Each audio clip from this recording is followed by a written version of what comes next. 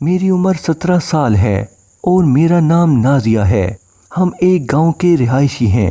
ہم ٹوٹل 3 بہنیں تھیں۔ میری 2 بہنیں مجھ سے بڑی تھیں جو اپنے اپنے گھروں کی ہو چکی تھیں، یعنی ان کی شادی ہو چکی تھی۔ جس گاؤں میں ہم رہتے تھے وہاں پر خاندانی جھگڑوں کی وجہ سے ہمیں وہ جگہ بیچ کر شہر آنا پڑا۔ ابھی ہمیں شہر آئے ہوئے کچھ دن ہی گزرے تھے۔ ہمارے گھر کے ساتھ ایک گھر تھا۔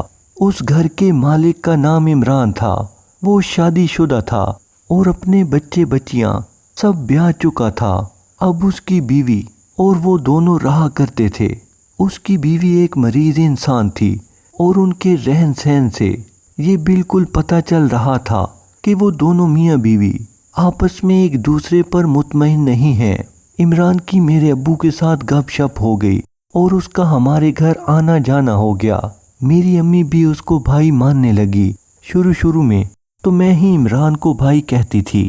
پتہ نہیں پھر عمران نے میری امی پر کون سا جادو کیا کہ میری امی اس کی دیوانی ہو گئی اور ان کے درمیان غلط والی دوستی ہو گئی۔ ایک رات میرا ابو گھر پر موجود نہیں تھا تو رات کو میری امی کے کمرے سے کچھ شور کی آوازیں آ رہی تھیں۔ میں نے جا کر دیکھا تو سامنے کا منظر دیکھتے ہی میری تو حیرت ہی کم ہو گئی۔ ماموں عمران میری امی کے ساتھ ایک ہی بستر میں سویا ہوا تھا اور میری امی اور ماموں عمران دونوں اپنے کام کو لگے ہوئے تھے۔ میری امی عمران کو بہت خوش کر رہی تھی اور عمران بھی میری امی کو بہت خوش کر رہا تھا۔ اسی لیے تو شاید میری امی عمران پر فدا ہو گئی تھی، لیکن ماموں عمران کی اصل نظر مجھ پر تھی۔ اس نے میری امی کو آہستہ آہستہ ورگلانا شروع کر دیا اور میری امی کی کچھ غلط ویڈیوز بھی اپنے پاس رکھ لیں۔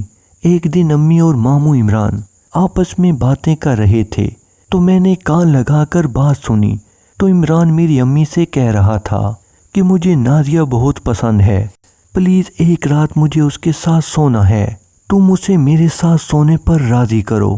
تو میری امی نے اسے منع کر دیا۔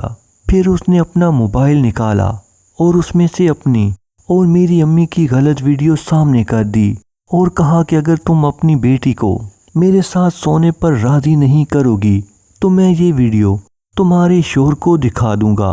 امی بیچاری مجبور ہو گئی۔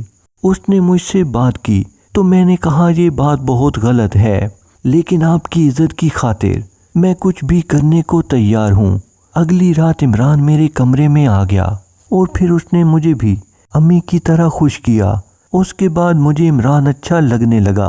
پھر عمران سیدھا میرے پاس ہی آتا تھا۔ اب وہ میری امی کو منہ نہیں لگاتا۔